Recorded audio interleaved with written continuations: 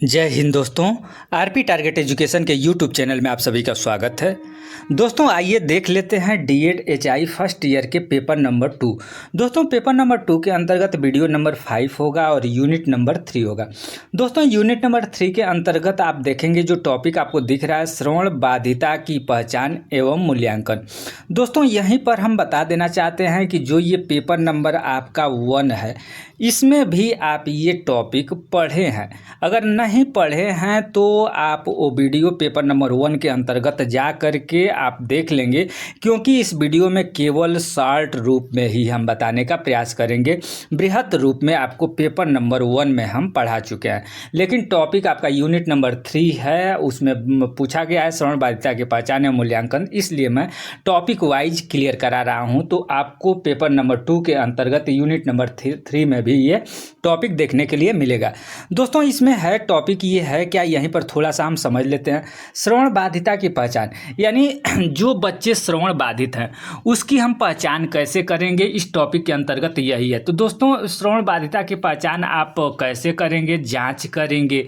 जांच करने का तरीका आपको बहुत सारे उपकरण होते हैं, कौन कौन से उपकरण के द्वारा जांच किया जाता है इत्यादि, ये सारे टॉपिक और उसके बाद मूल्यांकन इसी के अंतर्गत हम लोग देखेंगे। आइए देख लेते हैं। जैसे इसके अंतर्गत जो टॉपिक है इसमें है श्रवण व्यवहार के विकासात्मक अवस्थाएं। दोस्तों जैसे जैसे कहने का मतलब यहाँ पर ये है कि जैसे जैसे विकास होता है बच्चों में, जैसे जैसे विकास की अवस्था होती है वैसे, यानी सुनने का बच्चा जब छोटा होता है तो सुन करके कितना क्या क्या करता है, किस तरीके से करता है, यही आप देखेंगे। क्राइंग दोस्तों ये अगर देखा जाए तो 0 से 1 महीना के अंतर्गत जो बच्चा होता है उसमें श्रवण विकास। दोस्तों ये भाषा विकास के अंतर्गत हम पढ़े थे कि जो बच्चा है बच्चे में भाषा का विकास कैसे होता है। तो 0 से 1 वर्ष में वो क्राइंग करता है, रोता है।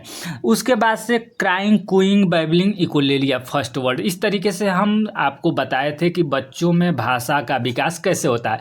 लेकिन उसी तरीके से श्रवण का विकास कैसे होता है बच्चों में, तो 0 से 1 माह का जो बच्चा होता है उसको क्राइंग ध्वनि कहते हैं, क्राइंग ध्वनि। इसके अंतर्गत क्या होता है दोस्तों कि प्रथम माह के अंत तक क्राइंग ध्वनि भेद करने लगता है। बच्चा अपने माँ की आवाज़ को विभिन्न रूप में विभेद करने लगता है। बच्चा क्रोध, खुशी, दर्द, भूख को रोकर अभिव्यक्त करता है। ठीक है, यानी कहने का मतलब है कि इस अवस्था में जो बच्चा है अपने माँ की आवाज़ को सुनता है, यानी माँ की आवाज़ में और दूसरे किसी की आवाज़ में वो अंतर करना सीख जाता है। कहने का मतलब ये है। तो ये पहला स्टेप हो गया क्राइंग ध्वनि। नेक्स्ट है दोस्तों सुख ध्वनि, यानी सुख ध्वनि। ये सुख ध्वनि है 1 से 2 महीने का बच्चा, अगर 1 से 2 महीने का जब बच्चा हो जाता है तो वो सुख ध्वनि क्या होता है, कंफर्ट साउंड क्या होता है दोस्तों, गलगलाना, सांस भरना और घबराना जैसी स्वतः स्फूर्त उच्चारण के किलकारी अथवा सुख ध्वनि कहते हैं। ये आमतौर से तनाव से मुक्त अथवा तनाव से मुक्त के बाद, जैसे दुग्धपान, अंतः के दौरान बल परिवर्तन आदि प्रकट होते हैं। अब तक बच्चा पेशी नियंत्रित विकसित कर लेता है ताकि मौखिक संरचना का निश्चित रूप से रोक सके अथवा शुरू कर सके। कहने का मतलब ये है कि जो सुख ध्वनि है 1 से 2 महीना के अंतर्गत आपको देखा जाता है। इसके अंतर्गत क्या होता है दोस्तों कि जो बच्चा होता है वो दुग्धपान, यानी दुग्धपान जब करना है तो ये तनाव मुक्त होता है, इसमें कोई तनाव नहीं रहता है इत्यादि, ये सारे आपके सुख ध्वनि के अंतर्गत आते हैं। नेक्स्ट है दोस्तों जन्म से 3 महीने तक। जन्म से 3 महीने तक का बच्चा है तो ये कौन कौन से, अचानक ध्वनि के प्रति चौंकना, शोरगुल के द्वारा चिल्लाकर बताना। यानी 3 महीने का अगर बच्चा हो जाता है तो जैसे ही शोरगुल होता है बच्चा चिहुक जाता है, जग जाता है। ये 3 महीने के बच्चों में देखा जाता है। अलग अलग आवाज़ों में चिल्लाना, यानी बच्चा जो है अलग अलग, कभी तेज़ आवाज़ निकालता है, कभी ज़्यादा आवाज़ निकालता है। ये जन्म से 3 महीने तक। दोस्तों 3 से 6 महीने तक बच्चा कैसे आवाज़ को सुनता है, क्या इसके प्रति रिप्लाई करता है, तो सिर को घुमाकर देखता है। यानी 3 से 6 महीने का अगर बच्चा हो गया है तो आप बाबू बाबू करिएगा तो वो सिर घुमा करके आपके तरफ देखेगा, यानी ध्वनि को वो सुन रहा है। ध्वनि किस दिशा से आ रही है, इस कौशल की शुरुआत के द्वारा सुनने की कौशल का विकास होता है। जब उसका नाम पुकारते हैं तो प्रतिक्रिया देता है। बैबलिंग की शुरुआत दोस्तों 0 से 6 महीना, भाषा जो विकास हम लोग पढ़े थे आपको उसमें ध्यान दीजिएगा। भाषा विकास में पहले हम लोग क्राइंग पढ़े थे, यानी क्राइंग क्राइंग का मतलब बच्चा बोलता है। आपसे पूछ देगा कि बच्चों में भाषा विकास के कौन कौन से स्टेज हैं, तो पहला है क्राइंग, यानी क्राइंग मीन्स रोना। उसका क्राइंग के बाद लर्निंग, क्राइंग के बाद बैबलिंग है, ठीक है, बैबलिंग। बैबलिंग आप ये वीडियो नहीं देखे होंगे तो आप लोग देख लीजिएगा, बहुत महत्वपूर्ण टॉपिक है। सारे जो हम वीडियो बना रहे हैं, जैसे पेपर 1 कंप्लीट करा दिए हैं, पेपर 3 आपका कंप्लीट हो गया है, ठीक है, पेपर 1 और पेपर 3 कंप्लीट हो गया। पेपर 2 का और 2 वीडियो देंगे, कंप्लीट हो जाएगा। इसके बाद मात्र 2 वीडियो आएगा, पेपर 2 भी आपका कंप्लीट हो जाएगा। उसके बाद 3, 4, 5, 6 हम कंप्लीट करा देंगे, ठीक है। तो आप अगर पहला और दूसरा तीसरा वीडियो नहीं देखे हैं पेपर का, तो सब कुछ देख लेंगे ताकि एग्जाम में आप अच्छी तरीके से लिख सकें। बबलिंग की दोस्तों शुरुआत, यानी बच्चा इसमें बा बा बा बा की आवाज़ निकालना शुरू कर देता है 3 से 6 महीने तक। जब हंस कर दिखाते हैं तो खुश होता है, और डांट करके दिखाते हैं तो क्रोधित यानी डर जाता है। इस तरीके से बच्चे में 3 से 6 महीने के बच्चा में ये सब प्रक्रिया आ जाती है। दोस्तों 6 से 9 माह तक का बच्चा आसान शब्द का शुरुआत का होना, कविता की सुनने की क्रिया को कोशिश करना, बैबलिंग का रूपांतरण, जैसे ब चल रहा था वो अब बा बोलने लगा, यानी जो शब्द है वो उसको शब्द को बोलना शुरू कर दिया। ध्वनि रंगपटन का बढ़ना। अब आते हैं दोस्तों 9 से 12 महीने का बच्चा। 9 से 12 महीने का आ गया तो उसमें श्रवण विकास क्या देखने के लिए मिलेगा। अचानक ध्वनि के स्रोत की तरफ देखना, यानी ध्वनि कहाँ से आ रही है उधर अचानक देखना।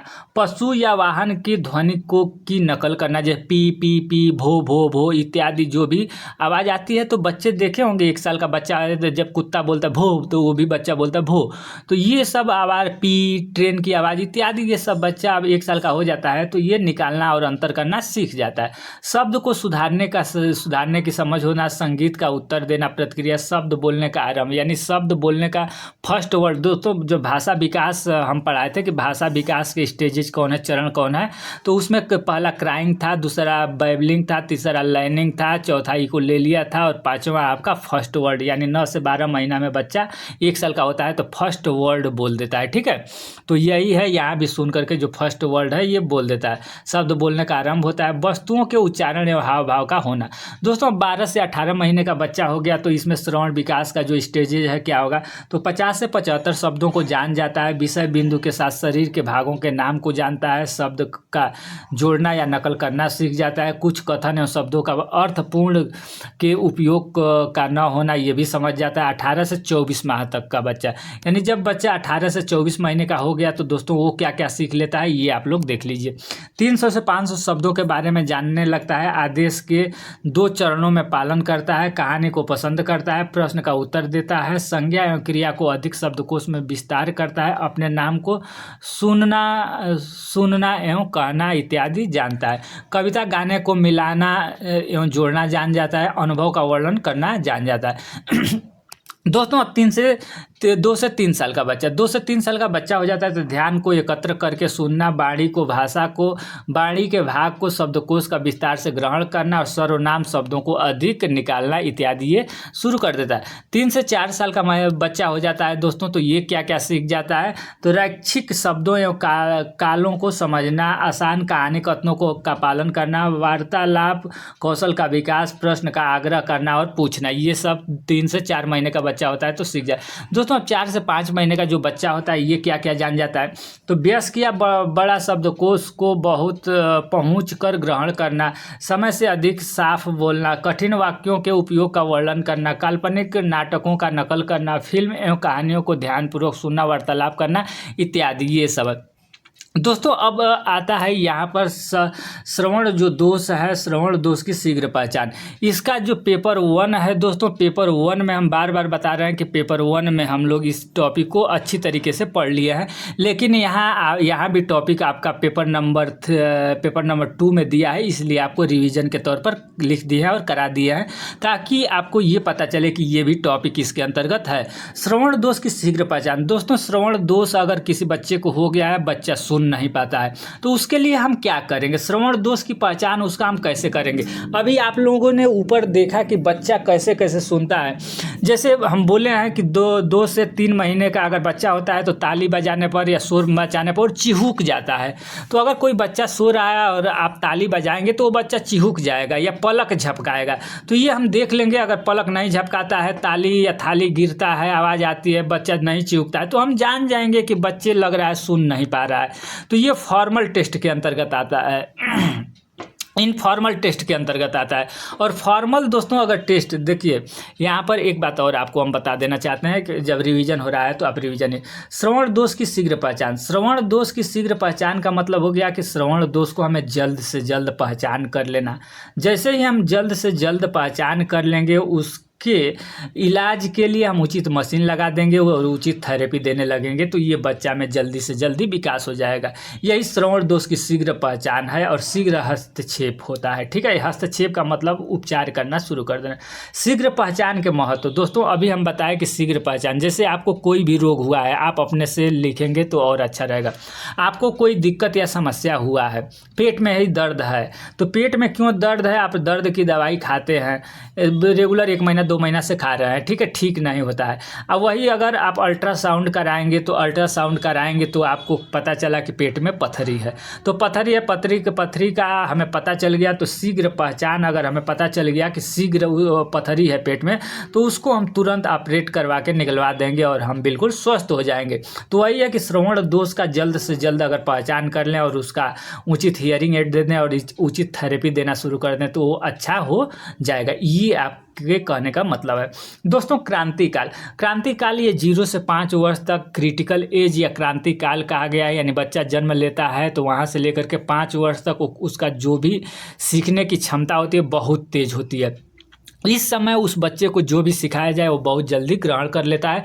इसीलिए बोला गया है कि अगर कोई बच्चा गूंगा बहरा यानी सुन बोल नहीं सकता है तो उसको जितना जल्दी हम पहचान करेंगे, जितना जल्द आप पहचान कर लेंगे, इस 0 से 5 वर्ष के अंदर ही पहचान कर लेते हैं तो जो उसकी क्षमता होती है सीखने की वो बहुत अच्छी होती है।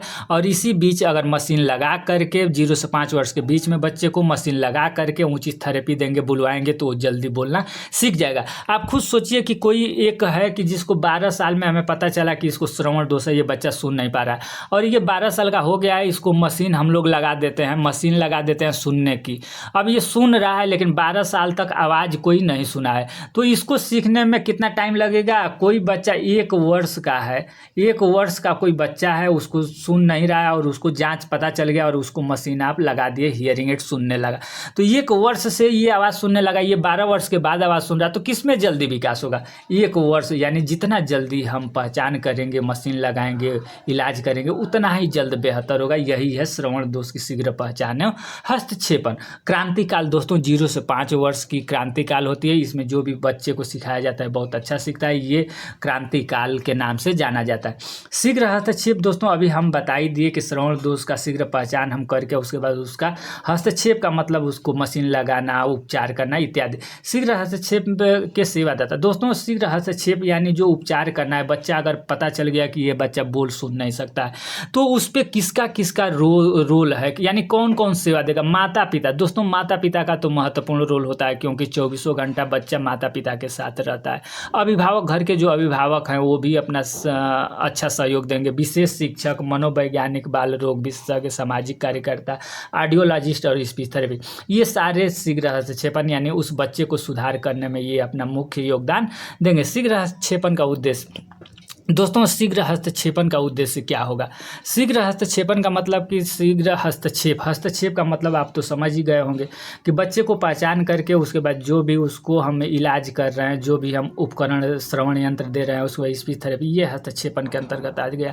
तो जितना ही जल्दी हम हस्तक्षेप उसको करेंगे, पहचान करके जितना ही जल्दी उसका इलाज शुरू कर देंगे उतना ही हमें बेहतर रिजल्ट मिलेगा। ये आपका उद्देश्य है। शीघ्र हस्तक्षेपन का महत्व अभी हम बता ही दिए कि जितना जल्दी हम लोग शुरू करेंगे उतना ही उसका अच्छा महत्व और रिजल्ट मिलेगा। गृह आधारित हस्तक्षेप मॉडल, तो दोस्तों घर पर जो बच्चे होते हैं, जैसे मान लीजिए विद्यालय से पढ़ करके आते हैं तो घर पर रिवीजन कराना, घर पर बार बार ध्यान देना, क्योंकि बच्चा जो होता है घर पर सबसे ज़्यादा अपने माँ बाप के पास रहता है और माँ की आवाज़ को पहचानता है। गृह आधारित हस्तक्षेप के लाभ, दोस्तों गृह आधारित हस्तक्षेप का मतलब ये हो गया कि स्कूल में बच्चा ज़्यादा टाइम तक तो रहता नहीं, घर पर ज़्यादा टाइम तक रहता है, इसलिए ज़्यादातर बच्चों को घर पर गृह प्रशिक्षण देना चाहिए। गृह आधारित हस्तक्षेप की कमियां क्या है, तो गृह आधारित हस्तक्षेप की कमियां के अंतर्गत ये आप कह सकते हैं कि घर पर जो होते हैं वो एक शिक्षित नहीं, कहने का मतलब ट्रेनेबल नहीं रहते हैं, यानी कहने का मतलब दिव्यांग बच्चों को, जो बच्चा सुन बोल नहीं सकता है उसको हमें कैसे पढ़ाना है, कैसे उसको बताना है, ये घर के लोग नहीं जानते हैं। तो इसलिए ये अगर देखा जाए तो ये हस्तक्षेपण ठीक नहीं, उतना काम कारगर होगा। छोटे बच्चों के लिए अभिभावक कार्यक्रम, तो छोटे बच्चों के लिए अभिभावक का कार्यक्रम क्यों होना चाहिए, आप खुद सोचिए। और अपने बच्चे का पेरेंट्स मीटिंग होता है स्कूल में, तो क्यों होता है, क्या वो जरूरी है, यही आपको लिख देना है, ठीक है। नेक्स्ट टॉपिक है श्रवण मूल्यांकन। दोस्तों इसका जो भी ये टॉपिक देख रहे हैं आपको पेपर नंबर 1 में विस्तृत है, इसलिए मैं विस्तृत नहीं बताने का प्रयास करूंगा आप, लेकिन इसका रिवीजन आप कर सकते हैं, ठीक है। श्रवण प्रशिक्षण के उद्देश्य, यानी जो श्रवण प्रशिक्षण है ऑडिटरी ट्रेनिंग, आपको ये जो ऑडिटरी ट्रेनिंग है श्रवण प्रशिक्षण पेपर नंबर 2, इसी पेपर में जो एक वीडियो है, एक वीडियो के बाद जो वीडियो बनेगा वो इसी से संबंधित है। श्रवण प्रशिक्षण ऑडिटरी ट्रेनिंग से संबंधित वो बहुत महत्वपूर्ण टॉपिक होगा, ठीक है। तो श्रवण दोष का शीघ्र पहचान करना, उसके बाद चिकित्सीय निदान, ऑडिटरी फिटनेस और पुनर्वास कार्यक्रम की योजना, ये श्रवण प्रशिक्षण के उद्देश्य हैं। आप ये ध्यान रखेंगे कि जो श्रवण प्रशिक्षण है, श्रवण प्रशिक्षण का मतलब है सुनने का प्रशिक्षण देना, बच्चा कैसे सुनेगा यही प्रशिक्षण देना है।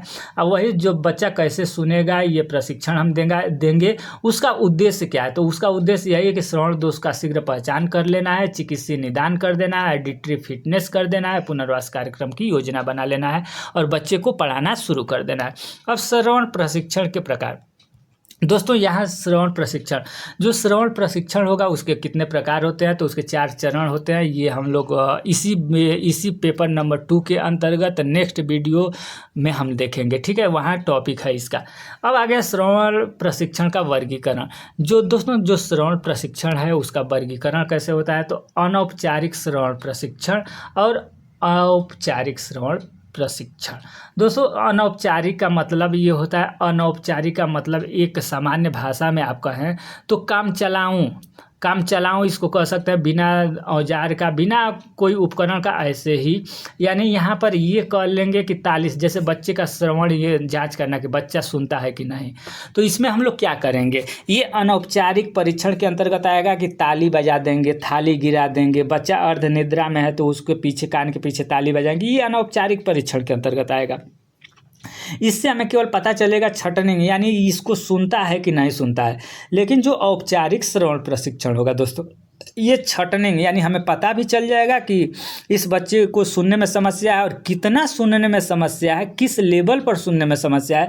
ये निदानात्मक उद्देश्य के लिए भी बहुत अच्छा होगा, यानी औपचारिक श्रवण प्रशिक्षण के अंतर्गत। दोस्तों अब इसी में आ गया कि व्यक्तिनिष्ठ श्रवण प्रशिक्षण, यानी व्यक्तिनिष्ठ श्रवण प्रशिक्षण, ट्यूनिंग फोर्क परीक्षण, प्योर टोन ऑडियोमेट्री, वाणी ऑडियोमेट्री और SSR, ये सारे एक एक टॉपिक हैं, ठीक है। ये सारे एक एक टॉपिक हैं, आपको पेपर नंबर, बार बार ये हम बोल रहे हैं, ये पेपर नंबर 1 में आपको पढ़ाया गया है, पूरे विस्तृत रूप से पढ़ाया गया है। इसके बाद अगर हमें समय मिलेगा तो इन सब पॉइंट पर ये जाँच कैसे होता है, किस तरीके से होता है, इस पर एक वीडियो हम और बनाने का प्रयास करेंगे। दोस्तों ये अब आ गया नेक्स्ट जो है वस्तुनिष्ठ श्रवण प्रशिक्षण, immittance audiometry, auto acoustic brain evoke. तो ये जो आप देख रहे हैं दोस्तों, इसमें व्यक्ति जो बच्चा होता है जिसकी जांच होती है उसकी बहुत ज़रूरी पड़ती है, क्योंकि इसमें बच्चा का नहीं, व्यक्ति की न्यूनतम सहभागिता। दोस्तों ये है कि बच्चा अर्धनिद्रा में रहता है, छोटे बच्चों को ये किया जाता है, और ये है कि इस पर बच्चे के रिस्पांस की कोई ज़रूरी नहीं होती। कंप्यूटर जैसे होता है ना, हम लोग ECG कराते हैं और ये इस तरीके से अपना वेब पर अपना होता है, तो इसी तरीके से ये सारे चीज़ है, ये अपने आप ऑटोमेटिक मशीन जांच करके बता देगी कि किसको सुनने में समस्या है। इसमें जो है व्यक्ति जिसकी जांच होती है उसकी न्यूनतम सहभागिता होती है, लेकिन जो ये आप देखें व्यक्तिनिष्ठ श्रवण प्रशिक्षण, इसमें व्यक्ति की अधिकतम सहभागिता होती है, यानी व्यक्ति को रिस्पांस इसमें देना पड़ता है, ये दोनों जांच हो गया।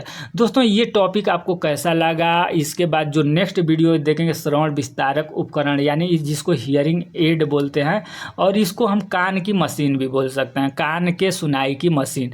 तो इसके बारे में जो टॉपिक हम देने जा रहे हैं दोस्तों, जो नेक्स्ट टॉपिक होगा बहुत महत्वपूर्ण होगा, और 1 घंटे का हमें लग रहा है कि ये वीडियो आपका होगा, कम से कम 1 घंटे का वीडियो होगा, क्योंकि एक ही टॉपिक जो ये टॉपिक है आपका, मैं यूनिट एक ही वीडियो में कंप्लीट किया हुआ हूँ। तो आप उस वीडियो को, लंबा वीडियो होगा लेकिन बहुत महत्वपूर्ण वीडियो होगा, वहाँ से आपको प्रश्न जरूर, बहुत सारे प्रश्न आपको वहाँ से जो ये टॉपिक है यहाँ से देखने के लिए मिलेगा।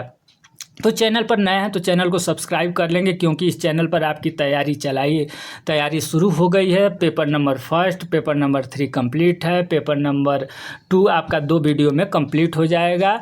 तो चैनल पर नया है तो चैनल को सब्सक्राइब करके बेल आइकन को दबा लेंगे। धन्यवाद।